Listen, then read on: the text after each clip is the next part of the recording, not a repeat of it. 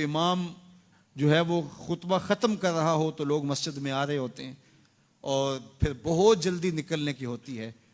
इमाम के मिंबर पर बैठने से कबल मस्जिद में आने का रुझान पैदा करना चाहिए। फरमाया गया कि जो शख्स जुमातुल मुबारक में सबसे पहले आता है उसको एक ऊंट ज़बह करने का सवाब नसीब होता है, जो उसके बाद आता है उसको एक गाय ज़बह करने का, फिर एक बकरी, और जब इमाम मिंबर पे बैठ जाता है फिर रुफ़अल कलाम कलमे उठा ली जाती है।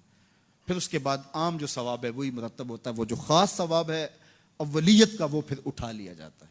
इसलिए कोशिश करें, मैं समझता हूँ इसमें हमारे खुतबा का भी बहुत कसूर है कि बाज़ का मिंबर से कोई मरबूत गुफ्तगू नहीं मिलेगी, कोई मुनज़्ज़म कलाम नसीब नहीं होगा और कोई बामकसद बात लोगों तक नहीं पहुंचाई जाएगी तो लोगों की दिलचस्पी नहीं होगी, लोग फिर देर से आएंगे। एक तो ये बात भी है, लेकिन दूसरी बात यह है कि हमारे यहाँ अमूमी तौर पे इज्तिमाई रवैया यह है कि मस्जिद में देर से जाने का फैशन, तो इस फैशन पे ना चले, बल्कि इमाम और ख़तीब के मिंबर पर बैठने से कबल जितना वक्त गुजरेगा आके बैठ के तिलावत करते रहें, ज़िक्र व फ़िक्र में मशगूल रहें।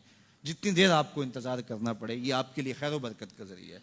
और फिर आएँ और पूरी गुफ्तगू सुने और उस गुफ्तगू का यकीनन नतीजा आपकी ज़िंदगी में मुरतब होगा। और अगर आप समझते हैं कि मैं बहुत ज़्यादा मसरूफ़ हूँ और कोई आपको काम है तो शरीयत ने आपको इजाज़त दी है कि आप लेट भी आ सकते हैं, लेकिन इज़ा नूदिया लिस्सलाति मिन यौमिल जुमुअति फ़स्अउ इला ज़िक्रिल्लाहि वज़रुल बै, वो हुक्म दिया गया जब जुम्मे की अजान पुकारी जाए तो उसके बाद फिर आप कारोबार नहीं कर सकते, फिर कारोबार करना हराम हो जाता है आपके ऊपर।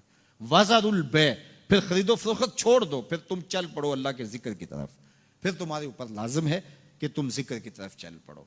तो इसलिए इस सहूलत से हमें फ़ायदा हासिल करना चाहिए कि अगर हम खुतबा पहला छोड़ते हैं और दूसरी अजान ये अजान है जिसके बाद कारोबार करना हराम है, अजान सानी है, ये सहूलत के लिए पहला वक्त अजमियों के लिए है ताकि जो है वो उर्दू में या अपनी ज़ुबान में अजमी ज़ुबान में भी कुछ कलाम सुन सकें। तो इसलिए हमें ये सहूलत दी गई है, वो बहुत ज़रूरी काम हो। तो दीन सीखने का ये कितना खूबसूरत मौका है। हर जुमे आपको किसी न किसी मौजू पे एक ख़तीब लेक्चर देता है, बात सुनाता है और एक मौजू पर मुख्तलिफ अहादीस कुरानी आयात को पढ़ के मुताला करके नतीजा निकाल के आधे घंटे में पौने घंटे में आप तक एक पूरा मैसेज डिलीवर करता है।